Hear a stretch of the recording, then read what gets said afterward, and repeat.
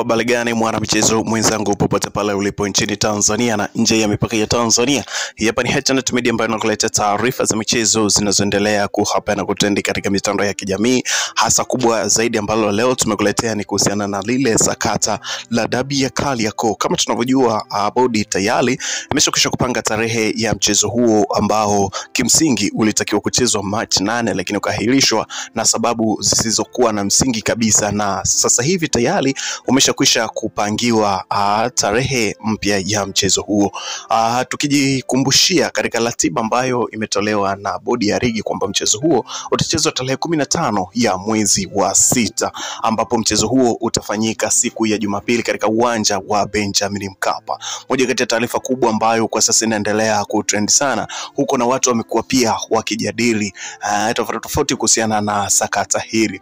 Bana, jana katika wizara ya sanaa, habari na michezo walipeleka mswada wao bungeni na kupitishiwa bajeti juu ya sekta hiyo, lakini unaambiwa kwamba issue hiyo iliibua swali mengi juu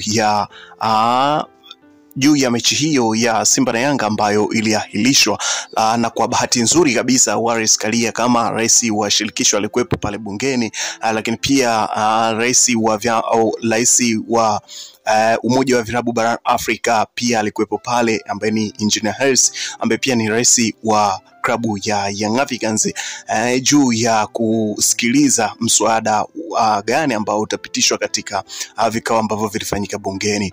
Bana, paliwaka moto na kila mbunge aliyekuwa akisimama alikuwa akizungumzia issue hiyo ya Simba na Yanga. Bana, mimi leo nataka sasa tuzungumze kiundani zaidi, tuliangalia sakata hili ni wapi makosa yalipo, na hapa leo sitawagusia Simba na waweka pembeni kabisa.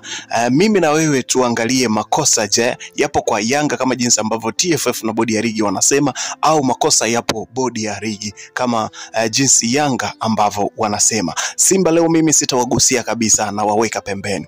Bana, mapema sana siku ya March 8 Simba Sports Club waliweza kutoa taarifa juu ya kufanyiwa vurugu katika mlango wa uwanja wa Benjamin Mkapa walipokuwa wanaenda kufanya mazoezi yao ya mwisho kuelekea kwa mchezo tajwa hapo.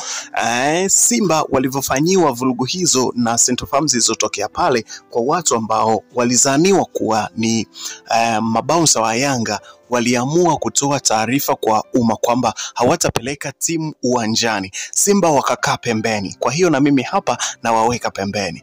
Shida ikabaki kwa Young Africans pamoja na TFF. Mapema sana asubuhi siku ya tarehe 8, taarifa kwa umma ikatoka bodi ya ligi inaeleza kwamba maandalizi ya mchezo yaendelee kufanyika, watu waendelee kukata tiketi, na watu ambao wapo sehemu tofauti waendelee kusogea uwanjani ili kuja kutazama mchezo ule, kwa sababu mchezo uko pale pale haujaahirishwa.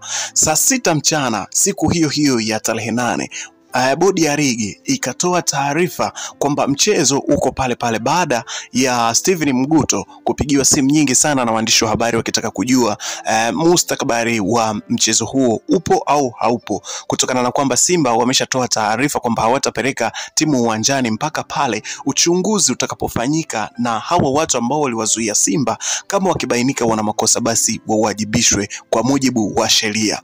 Saa 8 mchana taarifa ikatoka bodi ya ligi kwamba mechi imeahirishwa, lakini katika sababu ambazo waliziainisha katika barua yao zikakinzana, zikawa tofauti na sababu ambazo walizieleza Simba.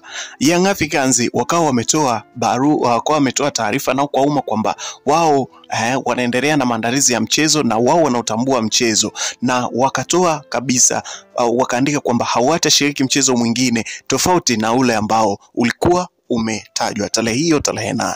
Basi Young Africans wakafanya kila kinachotakiwa katika mchezo ule. Walikuja uwanjani na wakafanya warm up na baadaye wakaondoka. Bodi ya ligi hawakutoa taarifa yoyote juu ya mchezo huo kwamba utapangiwa tarehe siku gani au ni nini kitakachoendelea.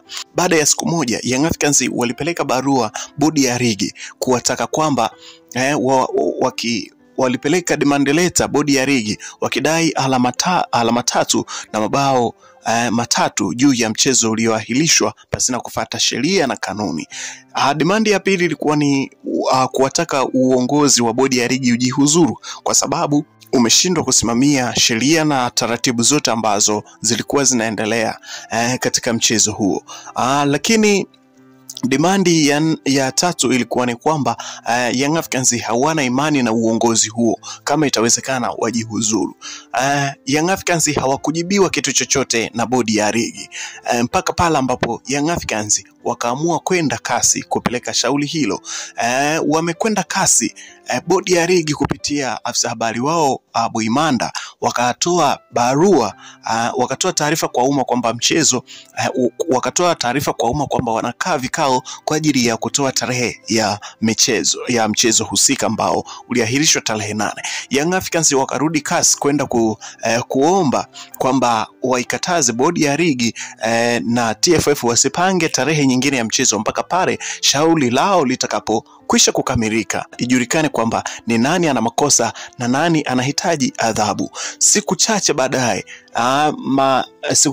baadaye maelekezo kutoka kasi yakatumwa kwa TFF na kwa serikali kwamba Young Africans wakatakiwa warudi katika mamlaka za ndani, wamalize kwanza katika mamlaka za ndani kwa maana ya kamati ya hadhi na michezo, lakini kamati ya usuluhishi na kamati ya nizamu. Baada ya kutoka hapo ndipo warudi kasi. Baada ya kutumwa taarifa hiyo ambayo iliwafikia TFF na iliwafikia pia Young Africans, hakuna kipengele kilichoelekeza kwamba kesi hii imeisha, sasa ipangieni tarehe kwa bodi ya ligi. Hakuna kipengele kilichoelekeza vile, lakini maelekezo yote yalikuwa ni kwamba Young Africans warudi katika mamlaka za ndani, afu then wasipopata uamuzi na usuluhisho na utaka wao ndipo warudi kasi. Hakuna kipengele kilichoelekeza tarehe ya mchezo ipangwe. Siku chache baadaye mchezo umepangwa pasina kufuata hata zile taarifa zao ambazo walikuwa wanazitoa TFF. Kwa mfano, taarifa ya kwanza ambayo walisema kuna sintofahamu zilitokea katika vurugu siku ya kwanza kabisa jioni ya tarehe 7, na wakasema uchunguzi unafanyika, na baadaye wakatoa sababu kwamba kulikuwa na viashiria vya rushwa, lakini kulikuwa na viashiria vya uvunjifu wa amani. Wakasema wanaendelea na uchunguzi. Kwa hiyo bodi ya ligi wamekuja wakatangaza tarehe ya mchezo pasina kutoa sababu ambazo zilifanya mchezo wa kwanza uahilishwe. Young Africans shida yao iko wapi? Shida yao wanataka wajue sababu ipi iliyofanya mchezo uahilishwe Machi 8 mpaka upangiwe tarehe nyingine ya tarehe 15 mwezi wa 6. Kwa hiyo bodi ya ligi hawajatoa sababu, hawajawaita Simba Sports Club kuambia kwamba kukaa nao chini, wala Young Africans hawajawaita kukaa nao chini na kuwapa sababu ambazo zilifanya mchezo uahilishwe.